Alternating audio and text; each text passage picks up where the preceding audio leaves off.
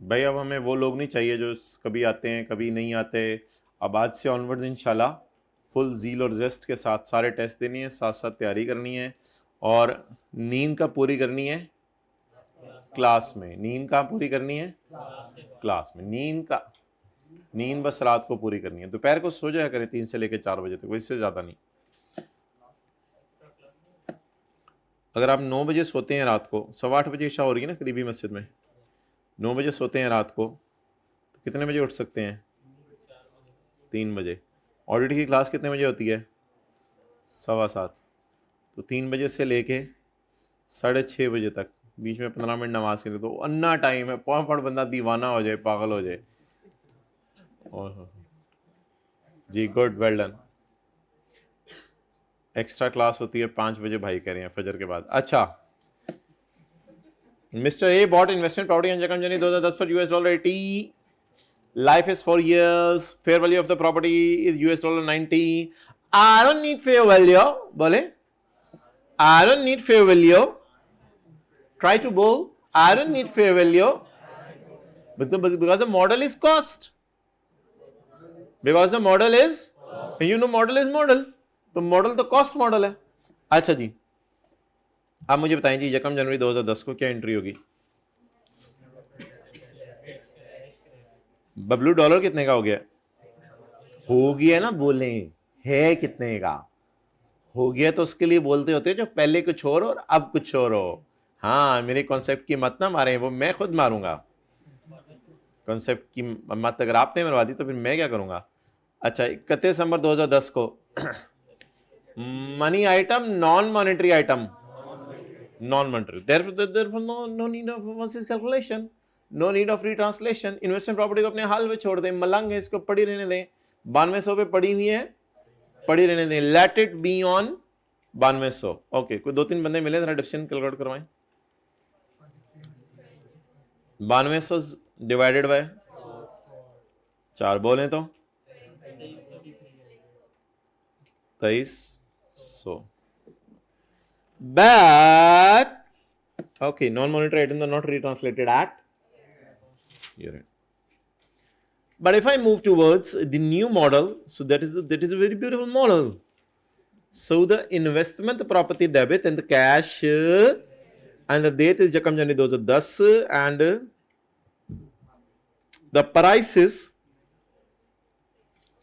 Now I will cut you, guy. I will cut you and I will gale laga it.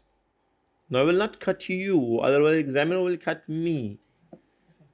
Okay, so the dollar is now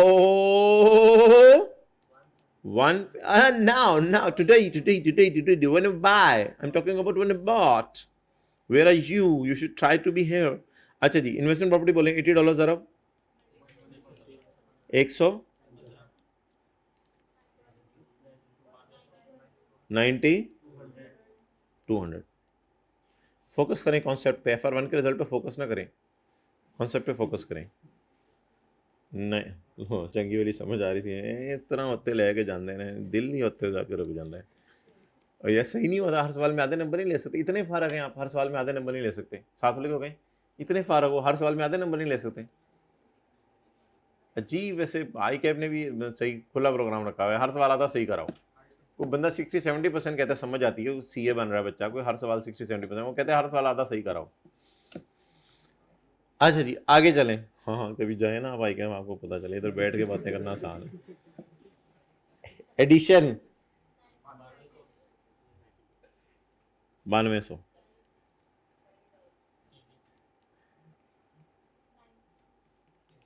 carry down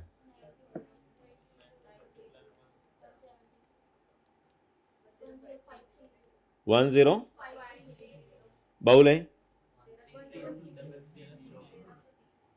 क्या? 1330, मेरा 130, 1330, 1330, आपका 130। Okay, बोले my dear, 1330, मेरा 130। Okay,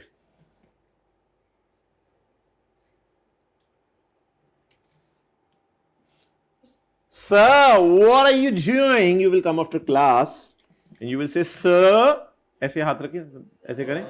Sir, what are you doing? You are retranslating the non-money item at year end using the latest exchange rate. Sir, you are marring the math of my concept, sir. Please, sir, it is a non-money item. Sir, don't do it in front of everyone, sir. Sir, it really hurts me, sir. Sir, I'm being hurted. So what are you doing? You were saying it is a non-money, and what are you doing? So it should not have been done, sir. Okay, let's discuss it, guys. Relax, cool down. Take lagai. IS 21. Yes, let me answer you why I'm marring the math. Non-monetary. So guys, now we'll try to speak in Angrezi. You know there are two type of items. The one is item and the other is item. Yes, the one is item and the other is item. So this item is in monetary and this item is? Well, if you talk about monetary items, so at year end, these are retranslated using the latest exchange rate. I hope that you agree with me in this regard. Okay, guys? Okay, you can put on the Google Translator so that it can translate in Urdu as well for you. So let's talk about non-monetary item. Let's talk about non-monetary item. Well, the non-monetary items are of two types. Oh, guy, please stop. Let the sir talk. First time I've seen a diagram that the non-monetary items are of two types. The one is cost model, the captured cost model. Oh, it's really great. You know the captured cost model? And those that are capped at fair value model. Okay, guy. The concept is going inside my mind. May it come in my heart. Okay. Fair value model. Or in IS 16, we call it as revolution model. Feel like in Germany. So guys, if you are using cost model, साथ वाले guy को बताएं. So guy, बोले जरा try करें थोड़ी सी माने जरा करें. So guy, if you're using cost model, be soft spoken. If you're using cost model, then no retranslation is required. भाई ये बोले ना साथ हाथ जल्द बोले. Then no retranslation is required. No retranslation is. But my dear guy, but my dear guy, movies की तरफ करें ना, पूरा फीलिंग उसे टच कराएं. But my real guy, dear guy, we translate it using. We'll translate it when fair value is determined. बोले when, आमतौर पे year end पे ही होती है. When fair value is determined. Okay, note it down so that I can have a glass of H2O without NaCl.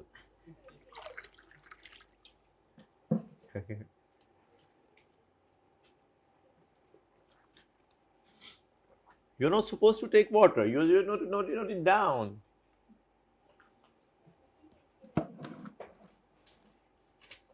नहीं वो तो जहाँ मर्जी कर लें.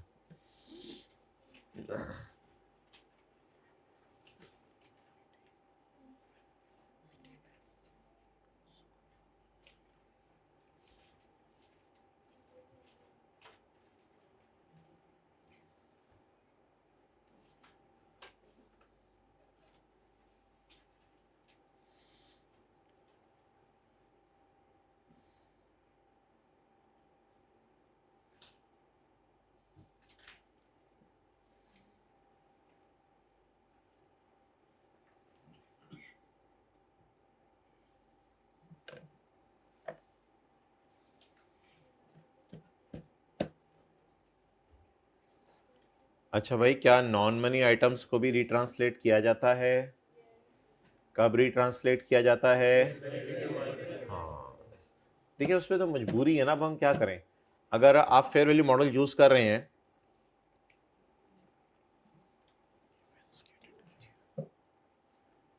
अगर आप फेयर वैल्यू मॉडल यूज कर रहे हैं तो जाहिर बात है आपको तो फिर उसको ईयर एंड के ऊपर लेटेस्ट रेट पे लाना पड़ेगा। इसके बगैर तो कोई चारा नहीं। सही है ना? चारा लेके रख लें, आगे बकरों का सीजन आने वाला है। 2 महीने 5-6 दिन रह गए। अच्छा जी, बकरा अभी से खरीद लें, जरा सामने पालना शुरू कर दें, हाथ खड़े करें, अभी से खरीद लें। अच्छा, कितनी छुट्टियां पसंद करेंगे बड़ी ईद पे? ईद उल अजहा थोड़ा कम करें। एक दिन जाने का डालें, एक दिन जाने का, 3 दिन ईद के, 4, और मगरिब के बाद निकल आइएगा आखिरी दिन। यानी वो पता कर लीजिएगा ना जब तक बकरा ज़िबा हो सकता है, कुछ आखिरी टाइम में बकरा ज़िबा करके तीसरे दिन आप निकल आइएगा। तो 4 छुट्टियां काफ़ी हैं मेरे ख्याल से। बकरे का गोश्त वो पैक करा के ले आइएगा।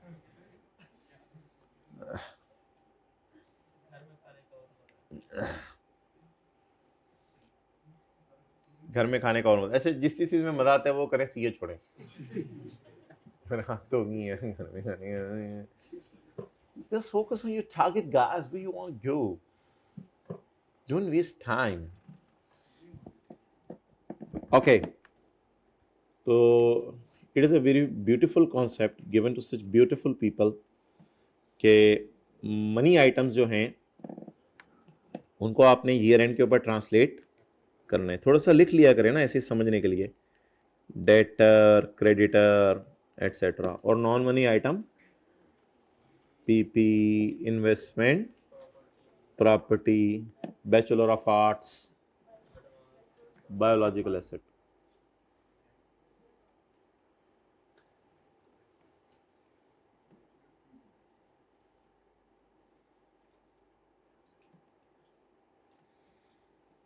आपने बीए किया, हम सीए करें, competence in arts. Done? Okay.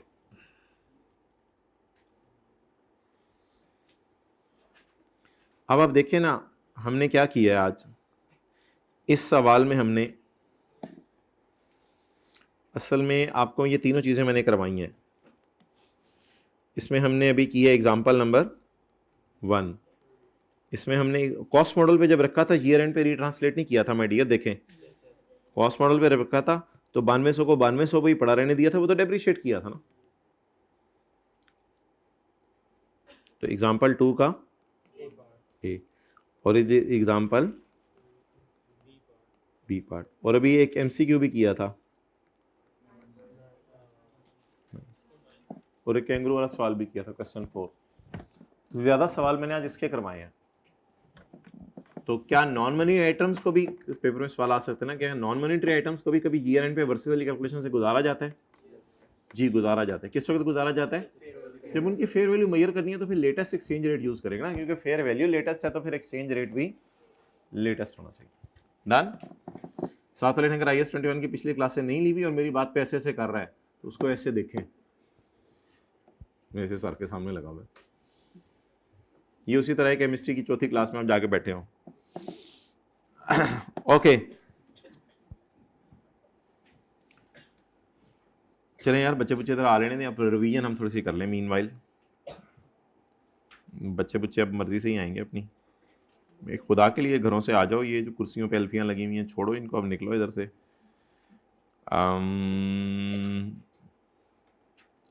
Can you dear guys come on page 495?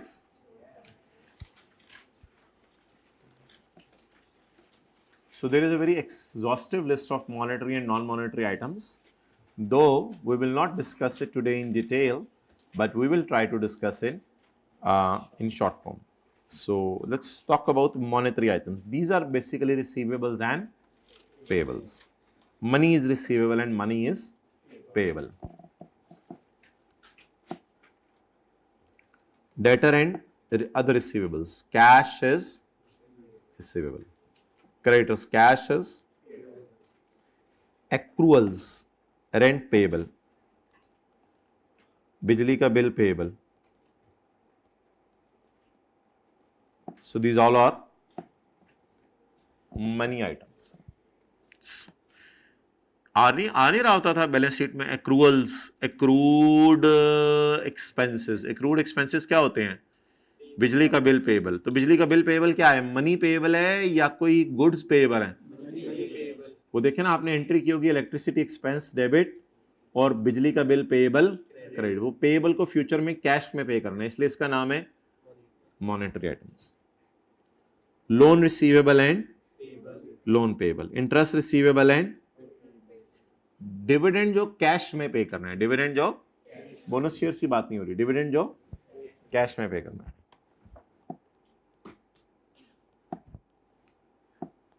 Cash in hand. So it is one of the big monetary item. It is in itself money. It is not receivable payable, please. It is not receivable payable. If it is in itself a money. So it is not receivable payable. It is actually money. Cash में in term deposit ज्यादा अरसे के लिए पैसे रखे हुए bank में.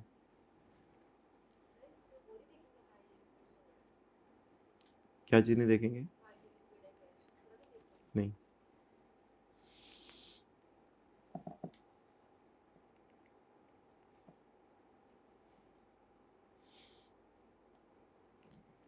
नौ 10 11 अभी मैं आपको नहीं करा रहा. ये हम IFRS 9 में देखेंगे और ये दोनों IFRS 16. Advance to be received in cash. Advance to be received in cash. Receipt back in cash. ये 12 के आपको एग्जांपल दे रहा हूं.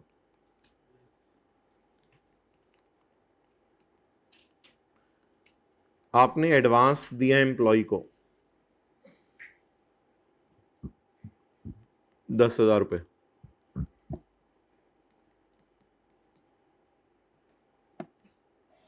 ये नॉन मनी है. ये नॉन मनी है क्योंकि प्रॉब्ली आप उसको क्या कहेंगे? आप कहेंगे अगले महीने मुझे सर्विस दो, तो आप एंट्री करेंगे salary expense debit advance credit. Is a right to receive service. But if आप उससे एडवांस दें और कहें यार ये एडवांस पकड़ लो 10,000 रुपया, तुम्हें कुछ सुने कि तो तुम्हारी गाड़ी का टायर वगैरह फट गया है, तो ये 10,000 का टायर ले लो गाड़ी का, ये पकड़ो एडवांस, और कल परसों आना मुझे ये एडवांस वापस कर देना. No, it is not advance. Basically it is a loan receivable. So standard कह रहा है if an advance is to be received back in cash, then it is not advance, it is a loan. The loan is money item. So that's why it is monetary item, guys. It is like a loan receivable. और अगली entry क्या होगी? Cash debit. बल्कि वो शाम को ही आ गया, उसने कहा सर शुक्रिया सर, टायर मैंने डलवा लिया, मैं इधर से गुजरा था, मैंने कहा आपके 10,000 वापस कर दूँ. 10,000 मेरे पास घर में पड़े थे, वहां से लेके आपके वापस कर दूँ. 10,000 का मैंने टायर डलवाया, आपने मुझे एडवांस पकड़ा दिए पैसे.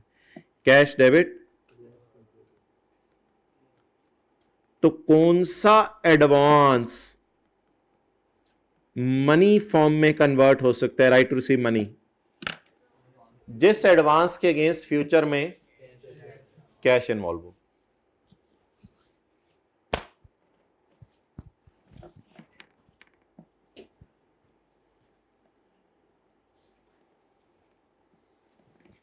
तो लेकिन बाय डिफॉल्ट वैसे एडवांस को क्या एज्यूम करेंगे? Non monetary. It is a right to receive service या right to receive goods.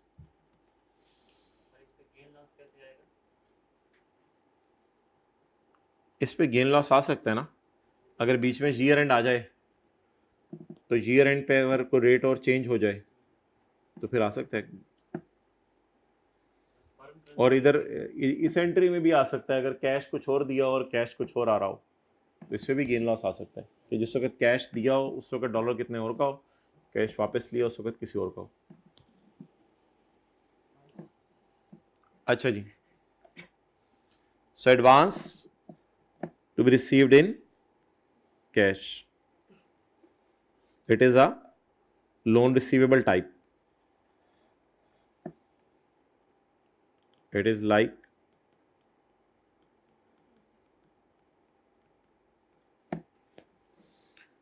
Current tax liability. Tax हुकूमत को किस में पे करना होता है? कैश में।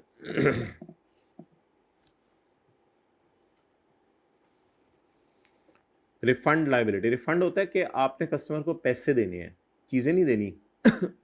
वो तो है रिप्लेसमेंट, रिप्लेस नहीं करके देंगे चीजें। आपने कस्टमर को कहा है अगर तुम्हें कभी भी चीज पसंद ना आए तो तुम आके मेरी जान ले लेना। दुकानदार नहीं, दुकानदार कहते हैं तुम मेरे से पैसे वापस लेना। रिफंड लाइबिलिटी, तो रिफंड लाइबिलिटी है, उसमें तो कोई मसला नहीं। फिर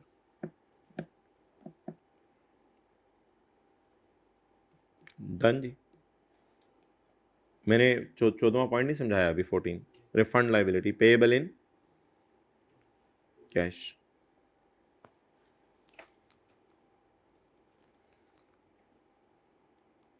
ये प्रोविजन होती है लाइबिलिटी असल में।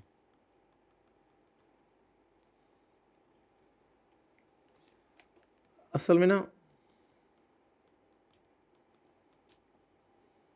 छोड़ें अभी इसको, IS 37 लिख लो।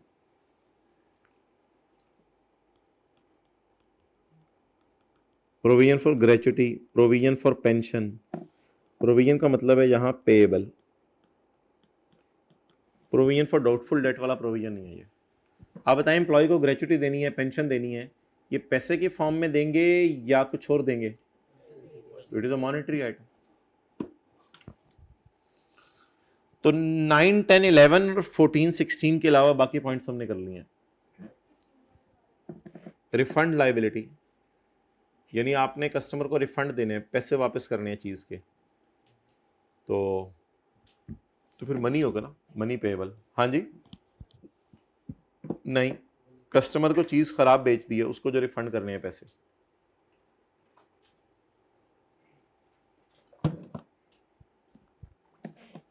बेसिकली ऐसा होगा ना, आप कस्टमर को सेल करेंगे, कैश डेबिट सेल क्रेडिट, वो तस्वीर खींच के भेजेगा चीज़ की, यार मैंने डब्बा खोला है, वीडियो बनाएगा, मैंने डब्बा खोला है तो चीज़ ही ख़राब है। इसलिए कहते हैं ऑनलाइन सेल में बेहतर होता है जब डब्बा खोल रहे हो तो साथ साथ वीडियो उसकी बना लें, ताकि हम उन्हें बताएं कि हमने डब्बे के अंदर नहीं तोड़ी, तुम लोगों ने तोड़ के भेजी है। कैश डेबिट सेल क्रेडिट और sale debit refund liability credit. अब जब वो पैसे लेने आए तो उसको पैसे दे दें, liability debit cash credit, it is a liability to pay cash. तो सेल रिकॉर्ड कर लें, जब कस्टमर आपको वीडियो भेजे तो उसकी तरफ लाइबल फील करें और इस लाइबिलिटी को कैश में पे कर दें। So it is a liability to pay money, that's why I have classified it in money item. So it is a monetary item. ठीक है, refund liabilities, it is payable in cash.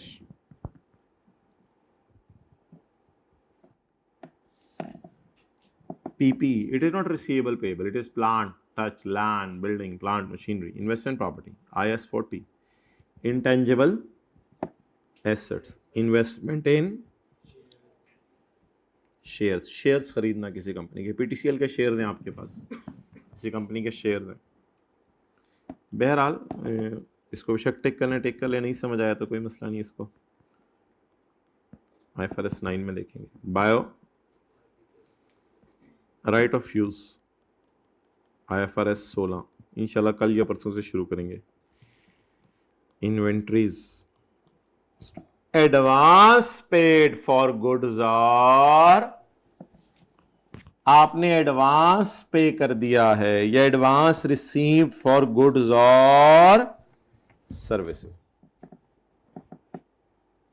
Advance receive for goods, या liability to provide service, या liability to deliver goods. Contract के तहत liability आपके ऊपर, आपको क्या आ गया? Advance from customer. तो आप दुकानदार हैं,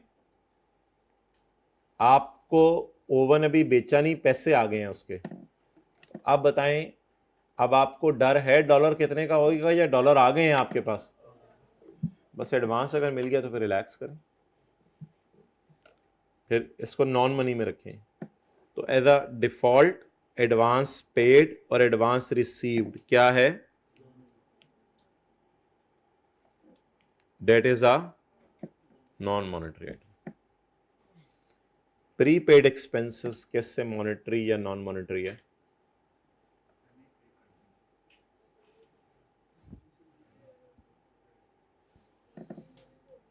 जी,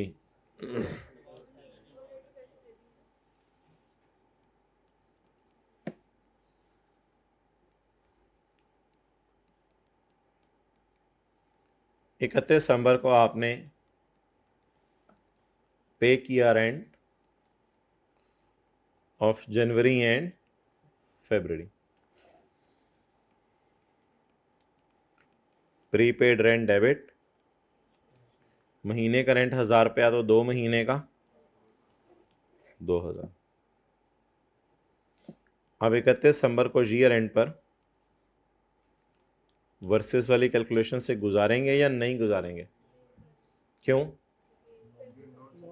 it is a right to receive service. मैंने अगले का घर लेना है बस, या अगले से पैसे लेने हैं, अगले साल की एंट्री होगी इनकम। इनकम दीवाने हो, इनकम कमाते हुए पैसे देते हैं या लेते हैं? तो इनकम तो नहीं है। यू पेड रेंट, आपने रेंट एडवांस में पे कर दिया, किस किस महीने का? अगले साल क्या एंट्री होगी? 31 जनवरी को रेंट एक्सपेंस और प्रीपेड रेंट 1000 रुपए से, और 1000 रुपए से एंट्री होगी 31 फरवरी को। नोट करनी है तो कर ले, वरना फिर ये इतनी भी काफी है दो। प्रीपेड एक्सपेंस ईयर एंड पे क्यों नहीं गुजारा वर्सेस वाली कैलकुलेशन से? Because it is a right to receive service house.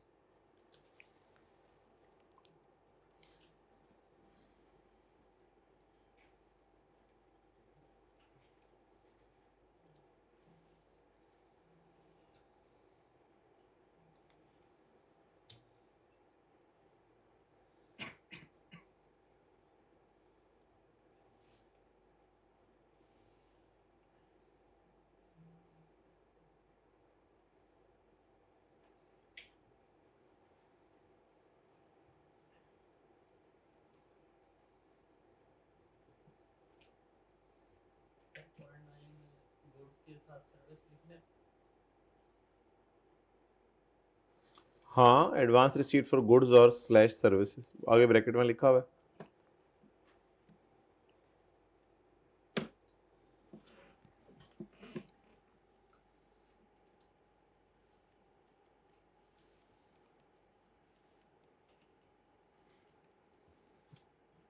Deferred government grant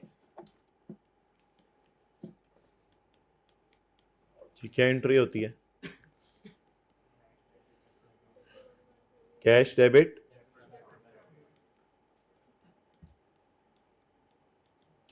future में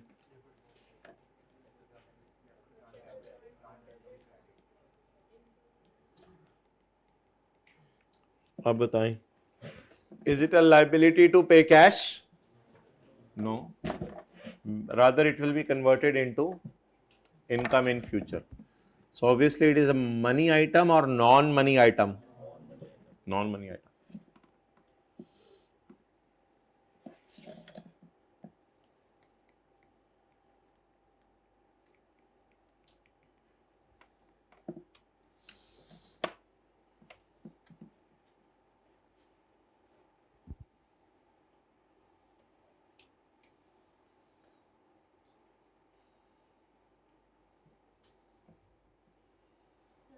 जी हाँ, अगर ग्रांट वापस करनी पड़ जाए तो जब आपको लगे कि अब मुझे वापस करनी है तो मॉनेटरी आइटम में भी डाल दें इनको, फिर ईयर एंड पे ट्रांसलेट भी करें जब तक वापस ना करें। हाँ, फिर मॉनेटरी में डाल दें, बस जब पैसे देने पड़ जाए फिर वो मॉनेटरी आइटम है। बाय डिफॉल्ट तो डेफर्ड ग्रांट इनकम में जाती है। अब जितनी भी जाए थोड़ी थोड़ी करके 10-10 रुपए जाए या पूरी जाए वो अलग बात है। बस जब आपको पता चल जाएगा अब ये कैश में पे करनी है तब से ऑनवर्ड्स फिर मॉनेटरी आइटम है ये। इक्विटी आइटम्स अपीयरिंग इन balance sheet, share capital, reserves, retained earnings etcetera, share premium, ये सारे आइटम्स जो है वो नॉन मनी है। देखने को तो आप कह सकते हैं मनी है। शेयर कैपिटल ने भी कभी ना कभी शेयर कैपिटल ने भी वापस होना है जब कभी कंपनी ने बंद होना है, लेकिन नहीं, इसको फिर हम कन्वर्ट नहीं करते, पता नहीं कब वापस होने। रिटेन्ड अर्निंग ने भी वैसे तो कभी ना कभी पे होने डिविडेंड के फॉर्म में, लेकिन जब वो डिविडेंड के फॉर्म में पे होने वाली बन जाए फिर उसको आप मॉनेटरी में डाल दें कैश डिविडेंड। लेकिन जब तक रिटेन्ड अर्निंग है वो तो तब तक रिटेन्ड है, जब तक रिटेन्ड है तो पेबल नहीं है। पेबल तो तब बनेगी जब उसका डिविडेंड अनाउंस करेंगे। तो रिटेन अगर की हुई अर्निंग और अभी तक डिविडेंड अनाउंस नहीं किया तो रिटेन्ड अर्निंग तो रिटेन्ड है, इसको नॉन मनी है। लेकिन अगर रिटेन्ड अर्निंग को डिविडेंड के फॉर्म में अनाउंस कर दिया है तो फिर तो वो रिटेन्ड अर्निंग नहीं रही, फिर तो वो बैलेंस शीट में किस नाम से नजर आएगी, dividend pay. So now it will become a नहीं, now it will become a monetary item, but if not announced it is a, तो 6, 7 और 11 के अलावा बाकी आइटम्स हमारे हो गए हैं। अच्छा जी, अब माय डियर आपको पता है इस स्टैंडर्ड के अंदर जो है जो करेंसीज हैं वो कौन कौन सी हैं।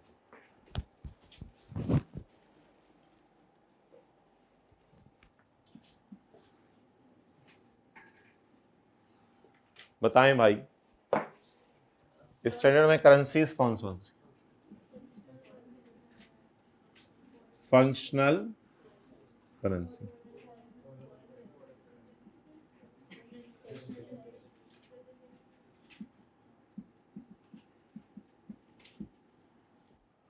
so there are 3 types of currencies: functional currency, foreign currency और फंक्शनल करेंसी वो होती है जिस प्राइमरी इकोनॉमिक एनवायरनमेंट में आप ऑपरेट कर रहे हैं। What is primary economic environment? जहां पे आप चीजें सेल कर रहे हैं या जहां की कंपेटिटिव फोर्सेस आपकी सेल प्राइस को डिटरमिन कर रही है, या जहां से आप मटेरियल लेबर वगैरह ले रहे हैं, that will be your functional currency. लेकिन अगर आप 2 मुल्कों में सेल कर रहे हो और 2 मुल्कों में मटेरियल लेबर इस्तेमाल कर रहे हो तो फिर आप इनडिसाइसिव हो जाएंगे कि मेरी फंक्शंस किस में हो रहे हैं। फिर मुनासिब यह है कि आप अपने आप से 2 सवाल पूछें। आपने पैसा किस करेंसी में इकट्ठा किया, लोन किस करेंसी में लिया है, या आपने नए शेयर किस करेंसी में इशू किए हैं, या जो पैसा आप ऑपरेशन से कमा रहे हैं डेली के, उस पैसे को किस कंट्री के अकाउंट में जमा करवा रहे हैं। तो अगर आपके फंक्शंस 2 मुल्कों में स्प्रेड है और आपकी सेल आधी आधी है दोनों मुल्कों में और मटेरियल भी आधा आधा है, ज्यादा आप डिसाइड नहीं कर पा रहे, तो फिर आप ये 2 सवाल पूछ लें कि पैसा कहां से आ रहा है या पैसा किस बैंक में रखवाया जा रहा है। यहां से आपको अंदाजा हो जाएगा आपकी फंक्शनल करेंसी कौन सी। फिर फंक्शनल करेंसी के अलावा जो भी करेंसी सवाल में दी होगी इसके अलावा वो क्या होगी। तो फॉरेन करेंसी की डेफिनेशन आसान है, a currency which is not a is called as. बाकी प्रेजेंटेशन करेंसी में तो कोई मसला नहीं है। अच्छा, हम करते क्या है इस पूरे स्टैंडर्ड में? इस पूरे स्टैंडर्ड में आपको पता है हमें फॉरेन करेंसी दी होती है, उसको हम कन्वर्ट किस में करते हैं, फंक्शनल करेंसी में। लेकिन in the end functional currency को प्रेजेंटेशन करेंसी में कन्वर्ट किया जाता है, जो हमारे सिलेबस में नहीं है। तो अब ईयर एंड पे आपको अगर दोनों मुल्कों के अकाउंट्स प्रेजेंट करने हैं तो दोनों मुल्कों के लिए P&L बैलेंस शीट बना दें, क्योंकि आप दो मुल्कों में ऑपरेट कर रहे हैं, और आप ऑपरेट दो मुल्कों में कर रहे हैं लेकिन आपके शेयर होल्डर जर्मनी में बैठे हैं, उनके लिए फिर आप अलग अकाउंट बना लें जर्मनी के करेंसी के अंदर। तो presentation currencies can be thousands, वो हजारों में हो सकती है, कोई मसला नहीं।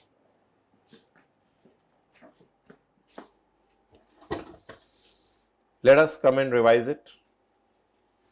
Page 493.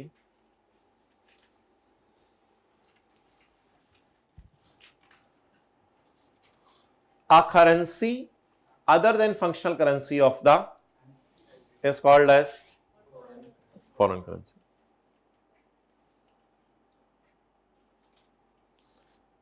The functional currency is the primary economic environment in which an entity operates. Main indicators, primary indicators. It mainly influences sale price, या जिस मुल्क की कंपेटिटिव फोर्सेस आपकी सेल प्राइस डिटरमिन कर रही हैं, या जहां आप मटेरियल लेबर वगैरह या other cost of providing goods, जैसे बिजली है, ये है, other cost of providing services. और सेकेंडरी इंडिकेटर्स, अगर इनसे नहीं आपको गुजारा हो रहा, 3 मुल्कों में आप, और 1/3 सेल एक मुल्क में हो रही है, 1/3 दूसरे सेल मुल्क में, 1/3 तीसरे मुल्क में, अगर आपको नहीं पता चल रहा फिर क्या करें? फिर आप ये करेंसी देख लें जिससे आप पैसे इकट्ठा कर रहे हैं या जहां पैसे आप ऑपरेशन से रख रहे हैं। एक्सचेंज रेट क्या होता है? द रेट ऑफ, ये पढ़ लिए नहीं पढ़े? एक्सचेंज रेट क्या होता है? The rate of exchange between two currency. Spot rate, spot rate उस दिन का रेट होता है, किसी एक दिन का। Exchange rate at the date of transaction. Closing rate balance sheet date वाला होता है। The spot exchange rate at the end of exchange difference. Exchange difference वो जो वर्सेस वाली एंट्री होती है। A difference resulting from translating a given number of units of one currency into another currency at different exchange rate, different exchange rates के ऊपर। यानी debtor record किया था $100 पे, अब डेटर हो गया $110, डॉलर हो गया 110 का, तो उन दोनों से जो डिफरेंस आएगा that is called as monetary. Item की डेफिनेशंस दो हैं। एक इसकी डेफिनेशन का हिस्सा है units of currency held. Currency अपनी जात में सबसे बड़ा मनी आइटम है, करेंसी से बड़ा मनी आइटम कोई नहीं है। And assets and liabilities to be received और पेड इन कैश। एसेट्स से मुराद लिख लें डेटर्स, और लायबिलिटीज से मुराद क्रेडिटर्स। टू बी रिसीव्ड और paid in cash.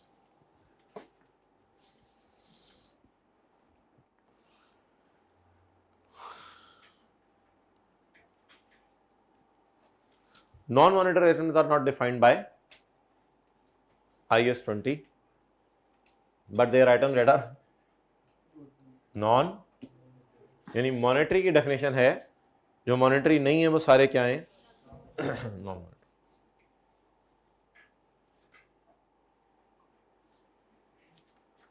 Presentation currency, the currency in which financial statements of an entity are normally it is the same as, but is not necessary. An entity may have more than, इस example को छोड़ने इसकी जगह एक और करवा दी थी आपको। फॉरेन करेंसी ट्रांजैक्शंस की एग्जांपल्स दें, बाइंग और सेलिंग, बाहर के मुल्क से पैसे उधार लेना देना, बाहर के मुल्क में शेयर एसेट वगैरह खरीदना बेचना, या बाहर के मुल्क से डिविडेंड वगैरह लेना।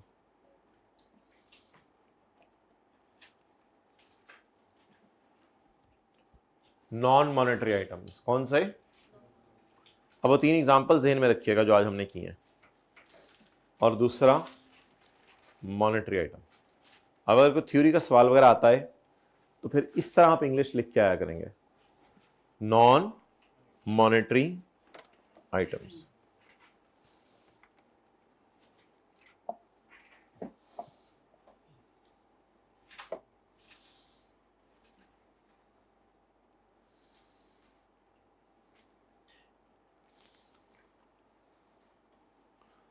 On initial recognition, on investment property एक नॉन मनी आइटम है। कॉस्ट मॉडल अगर मैं फॉलो कर रहा था तो मैंने इनिशियल रिकॉग्निशन इसकी की थी 115 पे, यानी स्पॉट रेट पे, तो recorded at spot rate on the date of the transaction. at the end of no retranslation is the transaction is left at the spot rate. इसकी एग्जांपल कौन सी एग्जांपल? एक्सेलेंट 2A जिन्होंने बोला है, example 2A page number 490। तो बड़ी important बातें हैं ये, तो साथ साथ लिंक होनी चाहिए।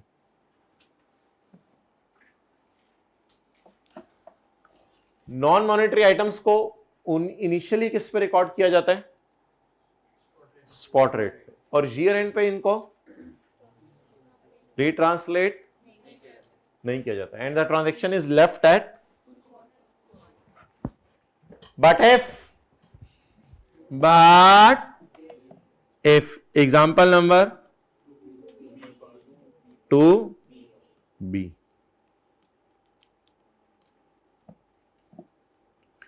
but if non-monetary item is carried at fair value then E वाला होना चाहिए, A वाला होना चाहिए? E वाला होना चाहिए। इसको करो यार सही। If non-monetary item is carried at fair value then retranslate at the exchange rate prevailing at the date when the, ये फिक्रा याद करें, कभी थ्योरी का सवाल आया तो ये फिक्रा लिख के आना पड़ेगा। आप लिख के आएंगे because this non monetary item, आगे बोल दें, पेपर में लिख के आएंगे because this is carried at, so retranslate it prevailing at the date, so it should be retranslated at 110 रुपए dollar and total amount of इतने will be appear in balance sheet. इस तरह की वो अंग्रेजी लिख के आया करेंगे। अगला सवाल यह कि एक्सचेंज डिफरेंस कहां जाना है। अगला सवाल यह है कि भाई इसके लिए जरा सारे डंडे बजें। असल में ना ये तो IS 40 वाला गेन है कि 80 वाली प्रॉपर्टी 90 की हो गई है। ये IS 21 वाला गेन है। अच्छा, इसको मैं एक्सचेंज गेन कहूंगा। ये एक्सचेंज गेन है। ये कौन सा गेन है? एक्सचेंज गेन वहीं जाएगा जहां ओरिजिनल स्टैंडर्ड का गेन जाता है, and that will be IS 16 में अगर एक्सचेंज गेन लॉस आया ना तो माय डियर फिर मैं उसको लेके जाया करूंगा उस CI में। लेकिन वो सब्र करें, अभी वो मैंने सवाल नहीं आपको कराए। अब जरा सारे ऊंची ऊंची बोल दें, एक्सचेंज गेन लॉस कहां जाएगा? नहीं, P&L में नहीं, गलत बात बोल दी। जहां ओरिजिनल स्टैंडर्ड जो उस पर अप्लाई हो रहा है उसका गेन लॉस जाएगा। मुझे बताइए ये प्रॉपर्टी कौन सी है? इसका गेन कितने डॉलर है? $10। ये कहां लेके गए हैं? इस वजह से नीचे स्टैंडर्ड कौन सा ले आए? IS 21 को सबऑर्डिनेट बना दें। जो मेन स्टैंडर्ड कह रहा है वो IS 21 कहेगा। IS 21 की नहीं यहां चलेगी, यहां चलेगी मेन स्टैंडर्ड की। इस पर इस इन्वेस्टमेंट प्रॉपर्टी का डील कौन सा करे? स्टैंडर्ड। IS 40 कहते हैं कि फेयर वैल्यू गेन कहां लेके जाएं? इस वजह से मजबूरन एक्सचेंज गेन लॉस को भी हम कहां लेके जा रहे हैं? P&L में।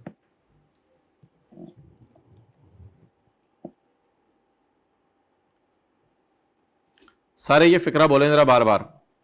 द एक्सचेंज डिफरेंस कितने डॉलर से कितने डॉलर? $10 से नहीं, एक्सचेंज गेन पूछ रहा हूं। एक्सचेंज गेन 115 से 117 पे जो डॉलर चला गया था, ये एक्सचेंज गेन है ना। Exchange difference is recorded in the same location. बार बार बोलें, exchange difference is recorded in the as the revaluation gain, or the revaluation gain under IS 16 and 38 is recorded in OCI, therefore exchange difference is also recorded in। ये बात तो किस standard की होगी? IS 16। इसको छोड़ें, ये भी तो हमने नहीं पढ़ा ना, लेकिन शायद समझ आ गया हो। The fair value gain under IS 40 is recorded in, therefore exchange difference is also recorded in P&L। इधर कर दो स्लैश लॉस भी।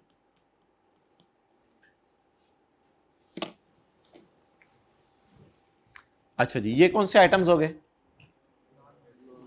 Non monetary. अब कौन से आइटम रह गए? मॉनेटरी। मॉनेटरी आइटम्स के बारे में माय डियर, अब आप आ जाएं।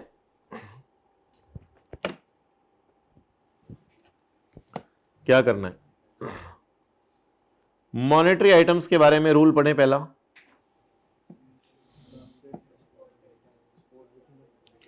भाई देखे देखे देखे देखे देखे देखे, इनिशियल रिकॉग्निशन किस पे करनी है डेटर की? स्पॉट रेट पे। और सब्सिक्वेंटली ले आए डेटर को 117 पे, नहीं मान रहा था, ले आए, खींच के धक्के मार के ले आए। डेटर किस पे रिकॉर्ड किया था और अब किस पे ले आए? लेकिन एग्जाम्पल 2A में 117 कहीं यूज नहीं हुआ था, क्योंकि वो कौन सा आइटम है? Non money item. अगर कॉस्ट मॉडल पे है तो बस स्पॉट रेट पे करके छोड़ दिया, लेकिन अगर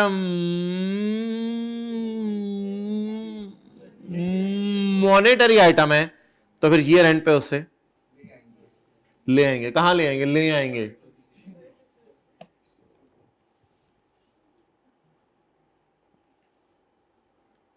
चलें जी, आखिरी बातें हो रही हैं, साथ वाले का हाथ पकड़ लें, वो भाग ना जाए।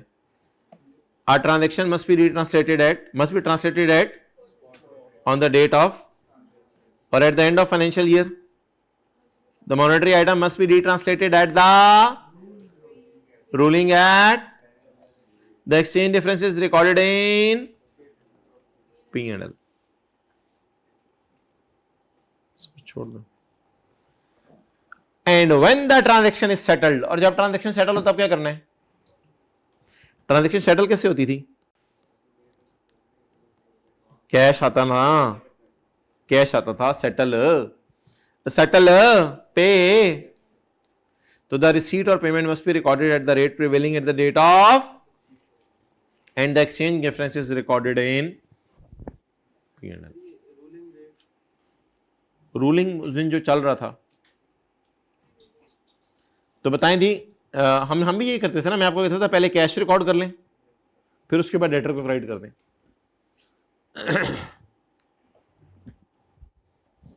डन।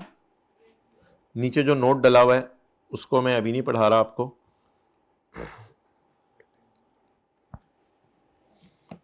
अच्छा यार, एक चीज है,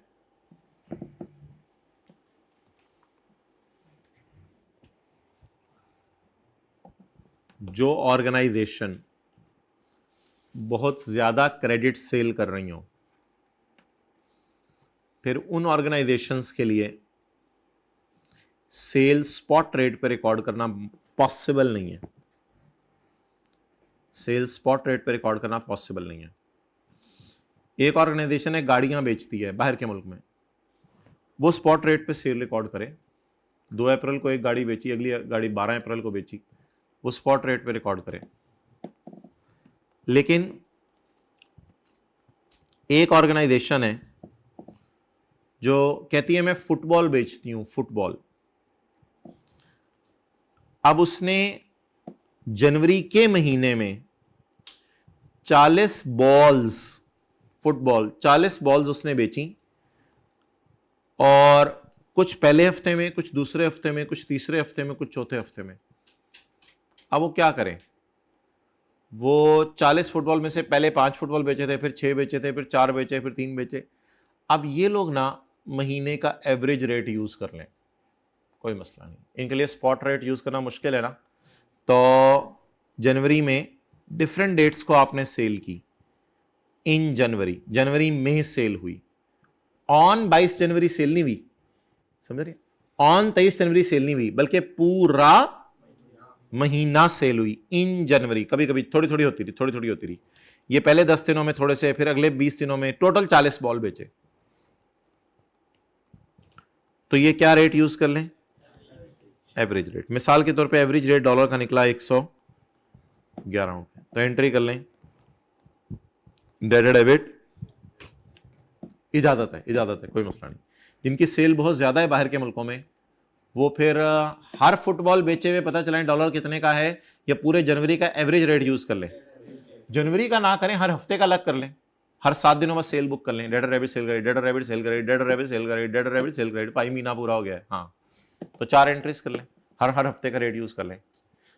आप पूरे दिन का एवरेज रेट यूज कर लें, अगर दिन में रेट चेंज हो रहा है अगर एक दिन के एंड पे एंट्रीज करनी, एक दिन के एंड पे, कहते हैं वो आपकी मर्जी है, मैं इतना ज्यादा आपको नहीं दूंगा, लेकिन साल साल के रेट ना एवरेज यूज करना, वो बहुत ज्यादा हो जाएगा फिर। हफ्ते के महीने के बेहतर है, हफ्ते महीने के रेट यूज कर लो बस। Average rate of January. बाकी अमाउंट आपने बतानी है, बता दें मुझे कितनी है। 4,440।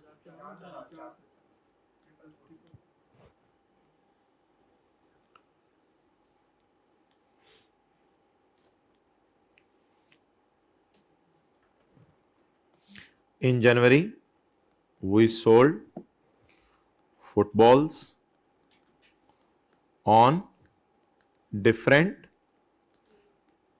dates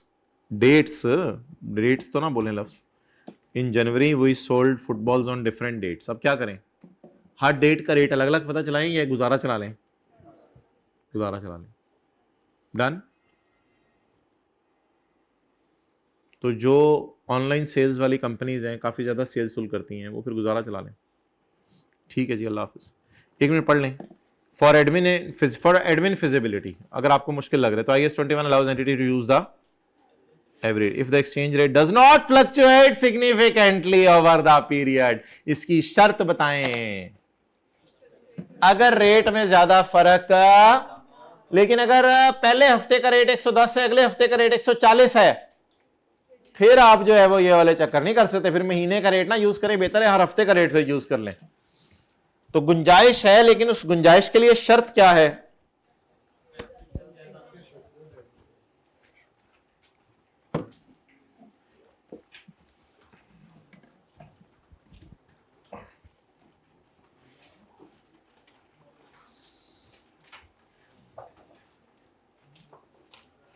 ठीक है भाई, बॉयज ने जाने तो जा सकते हैं अब नमाज के लिए, फीमेल स्टूडेंट्स बैठी रहे 10-12 मिनट।